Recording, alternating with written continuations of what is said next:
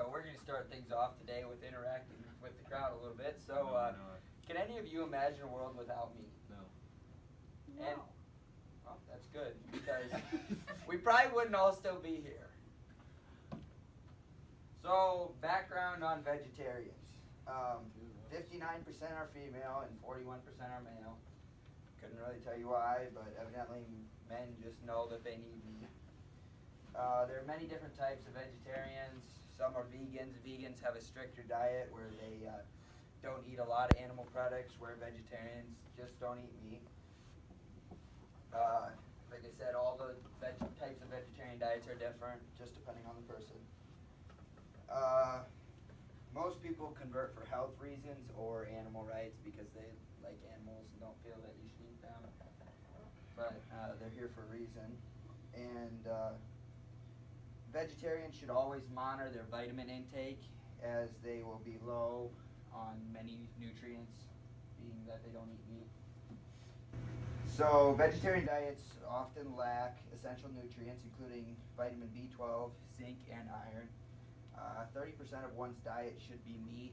So if you don't eat that 30%, you aren't getting the nutrients that you need in that minimum.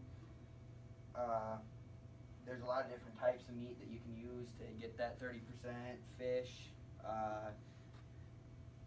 pork, beef, and poultry such as chicken or turkey. Babies need fatty and amino acids to develop when they're in the womb, so mothers must also eat meat to keep their babies healthy. And also another statistic is that vegans are 10% more likely to have bone fractures than omnivores. And all my info came from these 3 articles here. Next, a vegetarian diet can also lead to mental and social issues one would likely not expect when starting the diet. Vegetarians are 18% more likely to suffer from depression. They are less optimistic about the future. They don't look forward to the different stages in their life.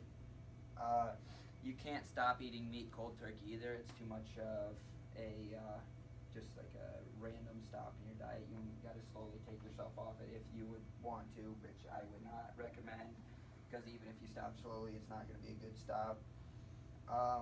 And also, there is an example that's used widely about grandma's prized meatloaf.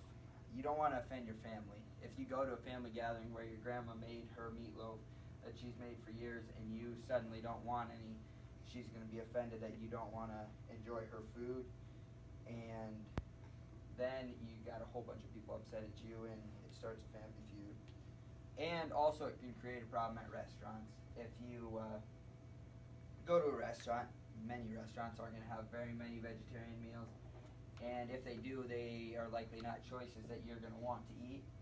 So you're going to have to deal with eating stuff you don't like, and if you aren't going to eat meat, you're already eating stuff you probably don't like very much. So it just creates another issue. And all of this info came from these 2 articles. And in conclusion, I guess being a vegetarian can improve longevity in some cases, not all cases.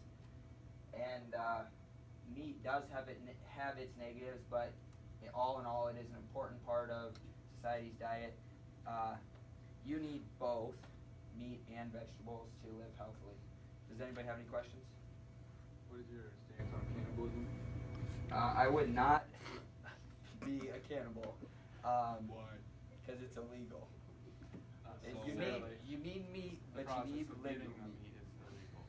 Yes, you are correct. The process of getting that meat is illegal, and It's not. you're better off to just eat beef because that's the best. And